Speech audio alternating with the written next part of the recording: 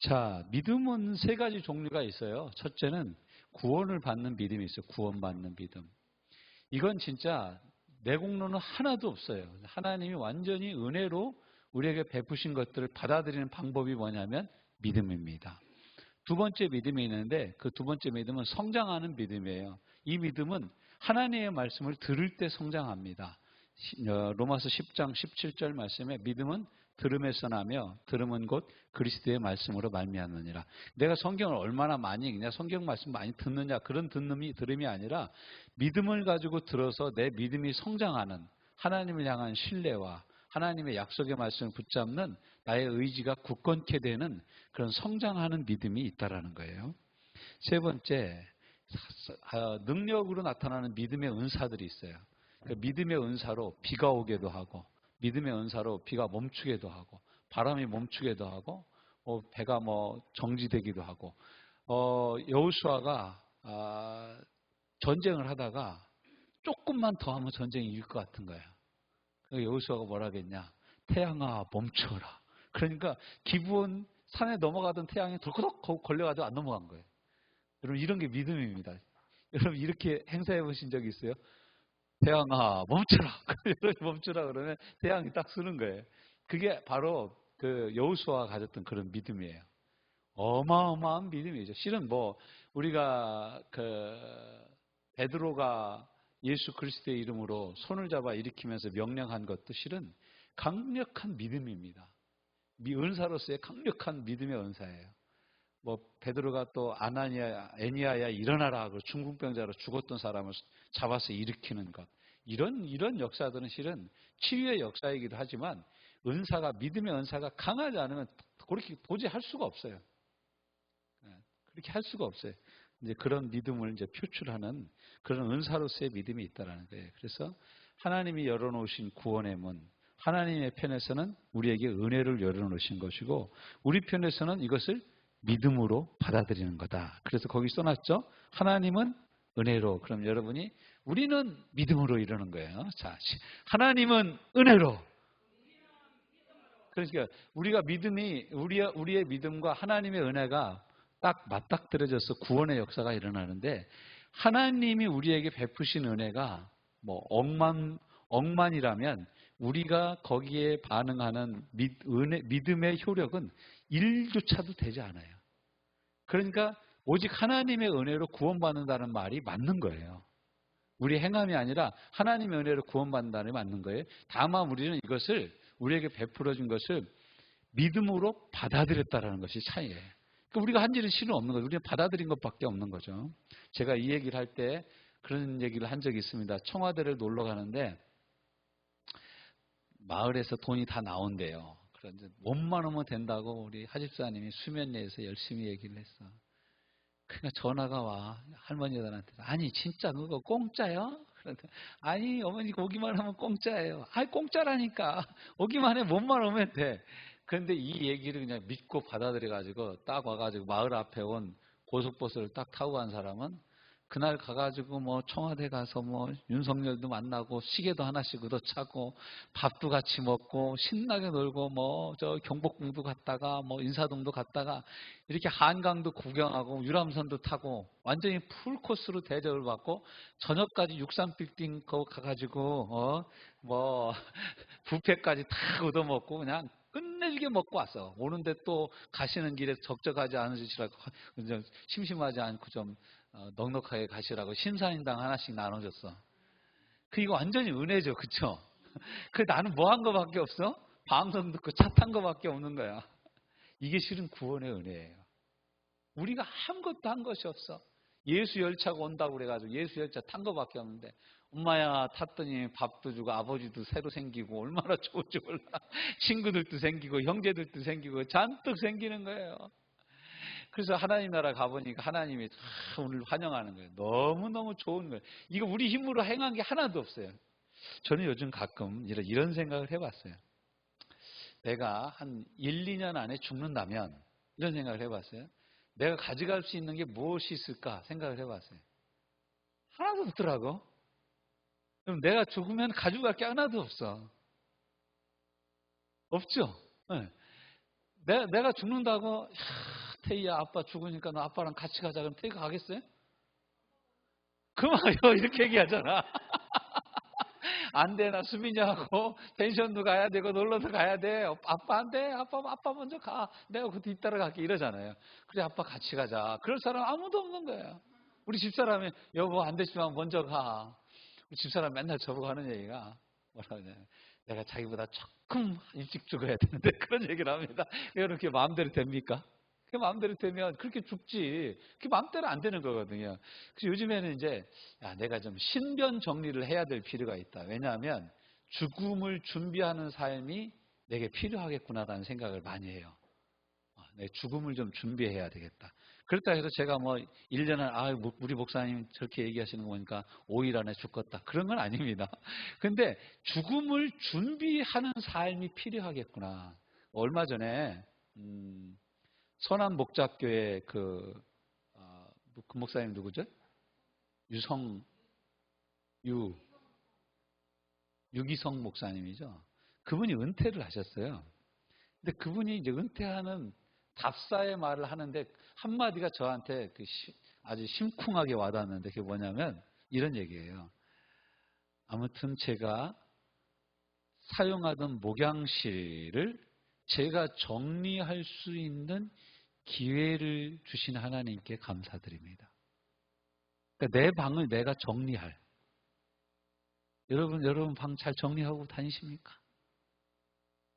죽었어. 근데. 아이고 나 이 사람 맨날 화장은 이쁘게 하고 다니면서 방이 이런 줄 몰랐네. 그러면 안 될 거 아니야 우리가.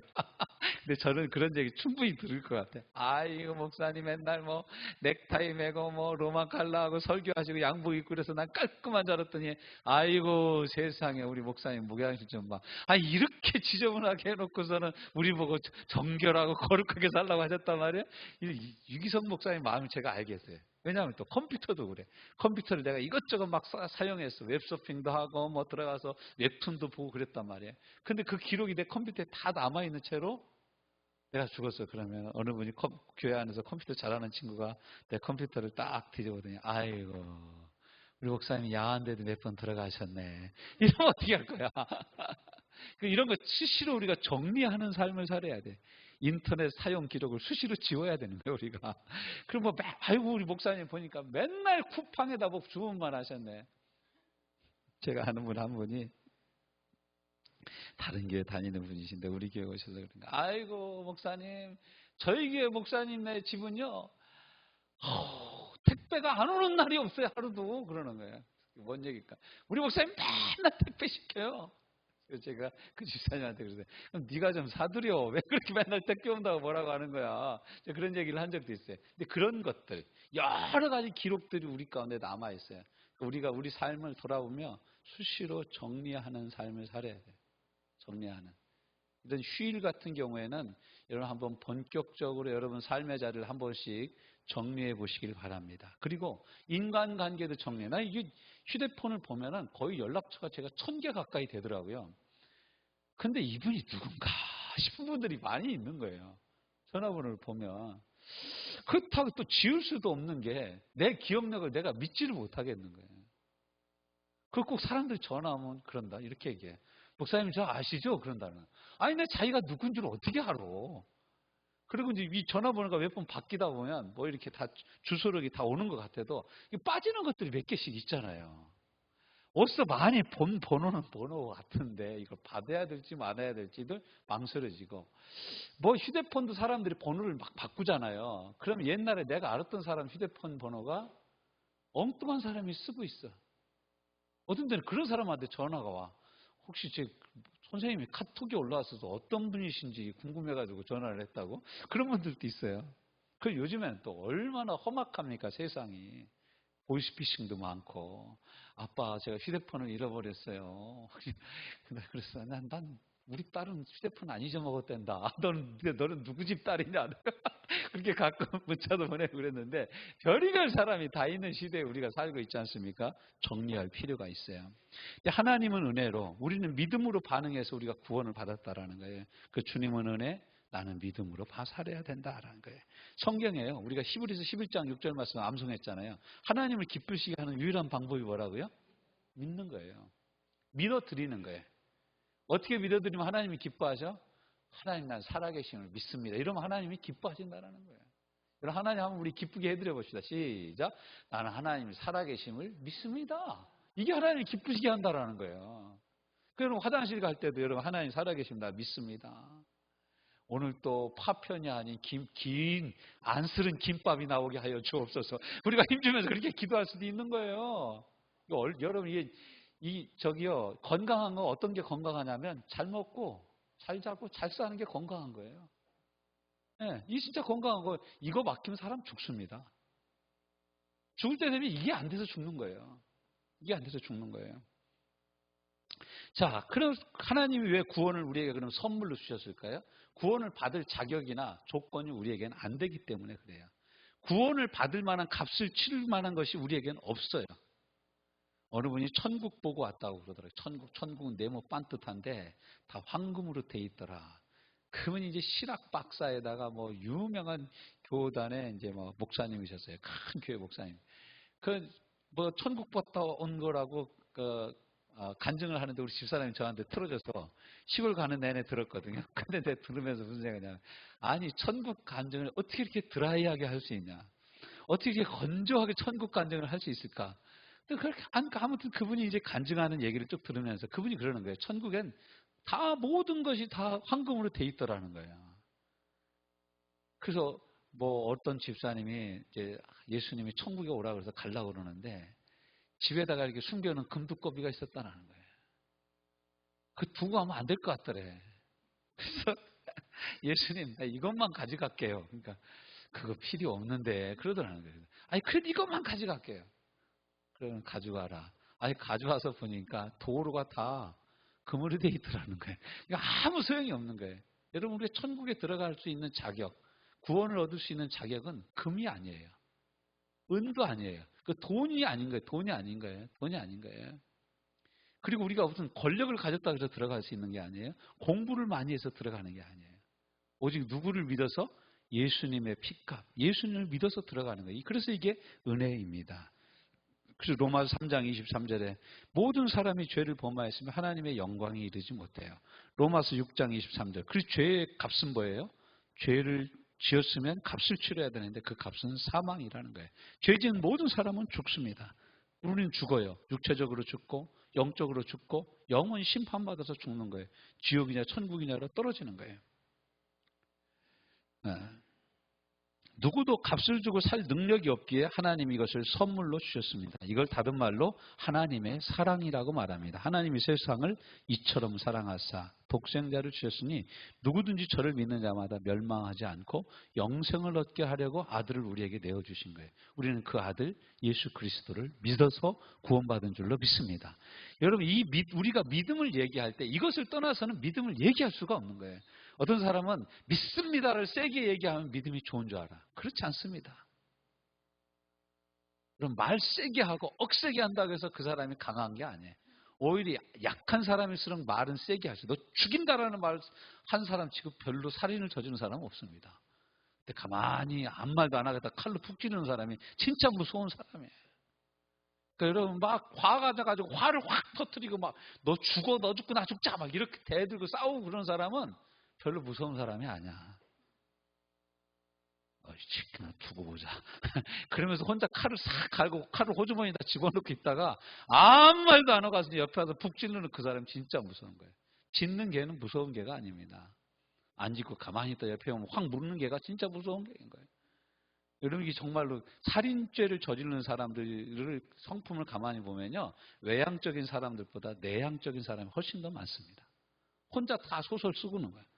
혼자 미니 시리즈 뭐 6부작, 10부작, 12부작 혼자 다 이렇게 편집하고 막 이렇게 해가지고 채색하고 해가지고 이건 죽여야 된다. 그래서 죽이는 거예요. 네. 자, 누구도 값을 주고 살 능력이 없어서 하나님의 사랑이 우리를 구원하게 하셨습니다. 어떻게 이 선물을 받을 수 있습니까? 혈통으로나 육정으로나 사람의 뜻으로 받을 수 없다. 요한복음 1장 13절. 오직 믿음으로 영접함으로 곧 그 이름을 믿는 자, 곧 그 이름을 예수 그리스도를 영접하는 자, 곧 그 이름을 믿는 자들에게 하나님의 자녀가 되는 권세를 주셨습니다. 오직 믿음으로 받을 수 있습니다. 저와 여러분 오직 믿음으로 이 은혜를 받으셨죠? 여러분 마음속에 예수님이 계시죠? 아멘. 바로 이게 중요한 거예요. 여기서부터 우리 믿음이 출발하는 거예요. 그러니까 여러분 우리의 믿음은 은혜가 기초가 되는 거예요. 은혜가 기초가 되는 거예요. 자, 이 말씀이 사실이라고 중심에 받아들이는 것. 그것을 요한계시록 3장 20절에 말씀하고 있는 거예요. 영접하는 것이라고. 고백하는 것이라고 말씀해요. 8절은 이제 너희는 그 은혜에 의하여 믿음으로 말미암아 구원을 받았다라고 얘기를 하는 거예요. 자, 그래서 이것이 이제 바로 우리가 믿는 믿음이에요. 이것이 요한복음 1장 12절 영접하는 자 곧 그 이름을 믿는 자. 요한복음 5장 24절에 내 말을 듣고 나 보내신 이를 믿는 자는 영생을 얻었고 심판에 이르지 아니하니 사망에서 생명으로 옮겼느니라. 로마서 6장 23절은 죄의 삭은 사망이요 하나님의 은사는 그리스도 예수 우리 주 안에 있는 영생이라고 그랬어요. 이 영생을 누가 누려요? 믿는 사람이 누리는 거예요. 믿는 사람이. 자, 누구도 자랑치 못하게 하려 함이라고 합니다. 그러면서 우리는 이 구원받은 사람이라면 그러니까 어떻게 해야 돼요? 양심적으로 살아야 되는 거예요. 영생을 얻으셨습니까? 하나님의 자녀가 되셨습니까? 이 풍성한 은혜를 누리고 계십니까? 그럼 이 은혜를 나만 누리고 나만 천국 가면 되겠냐고. 양심이 있어야지. 그러니까 언니 보고도 언니도 예수님 믿자. 엄마도 예수 믿으면 좋겠어. 엄마도 예수님 믿자. 이렇게 얘기하는 건 당연한 거라는 거예요. 당연한 거. 가끔 이제 어떤 사람들이 예수님을 믿는 사람들인데에도 불구하고 용서하지 못할 사람들이 있다고 많이 얘기합니다. 아니 도저히 용서가 안 된다 이런 얘기 하시는 분들 계세요. 그런데 하나님의 은혜는 충분히 용서하고도 남음이 있는 거예요. 충분히 용서하고도 남음이 있는 거예요. 자, 하나님의 자녀가 되셨습니까? 구약성경 열왕기하 5장부터 6장에 보면 문둥이들이 이제 양심상 자기들이 이제 굶어 죽게 생겼는데, 야, 성 안에 들어가 봤자 우리가 돌멩이 던지고 사람들이 우리를 때리고 그럴 것 같으니까 차라리 저 아람 군대가 진친데 가가지고 밥 한 끼 얻어먹고, 칼로 찔르면 죽고, 에이, 더러운 놈들, 이거 먹어라. 그럼 그거 먹고 한번 살아보자. 그러고 나서 아람 군대의 진영에 갔어요. 그런데 가보니까 하나님 역사하셔가지고 다 이 사람들이 도망갔어. 다 도망가고, 남아있는 전리품만 잔뜩 남아있는 거예요. 그래서 이 사람들 여기서 먹고, 넉넉하게 먹고, 감추고, 거기 앉아요. 네. 김종옥 씨 앉아. 네. 네. 앉아요. 네. 네. 그래서 이 사람들이 자기들 먹고, 자기들 쓸 거 감춰놓고 이러고 나서 뭐라고 얘기합니까? 야, 오늘같이 좋은 날 이 소식을 저 성에 있는 우리 동포들에게 전하지 않으면 어떻겠냐. 우리도 양심이 있는데 감출 만큼 감췄으니까 저기 양식이 있다고 얘기해 주러 가자. 그 얘기를 해준 거예요. 여러분 이게 실은 전도예요. 내가 구원받은 아무 공로 없이 하나님의 은혜로 구원받은 이 구원의 은혜가 너무 크고 감사한 거예요. 그럼 내 주변에 있는 사람 보면 어떻게 해요? 저 사람 어떻게 예수님 없이 사냐. 그 신기한 게 예수님 안 믿고 담대하게 사는 사람들 아닙니까? 언제 죽을 줄 알고 저렇게 담대히 살까? 그렇지 않아요? 우리는 믿고 살아도 언제 죽을지 걱정되는데, 그럼 그 다음에 천국 가는 거니까 우리는 걱정이 그 다음은 안 되지만, 안 믿고 사는 사람들이 지옥 갈 걸 알고 살까? 그것도 모르고 사는 것 아니겠습니까? 그러니까 우리가 천국 갈 걸 확신하고 예수님이 믿고 하나님의 자녀된 우리가 어떻게 해야 돼요? 양심상 전도해야 되는 거예요. 따라 세웁시다. 양심상 전도하자. 네, 이거 당연한 겁니다. 당연한 거예요. 그래서 신약성경에서는 우리가 어떻게 행해야 되냐? 사도행전 1장 8절에 예수 그리스도의 증인이 돼야 된다고 말합니다. 하나님의 사랑이 우리를 강권하시는도다. 이 복음을 누리고 이 복음을 나눠라. 전도가 아니고 나누십시오. 풍성한 생명을 나누고 풍성한 은혜를 나누고 풍성한 기쁨을 나누고 풍성한 소망을 나누고 이 놀라운 진리의 말씀, 하나님 나라의 진리의 말씀을 나누십시오. 이 하나님께서 우리에게 주신 선물로 주신 이 구원의 은혜를 나누는 것, 이것이 실은 믿음의 시작이라는 거예요.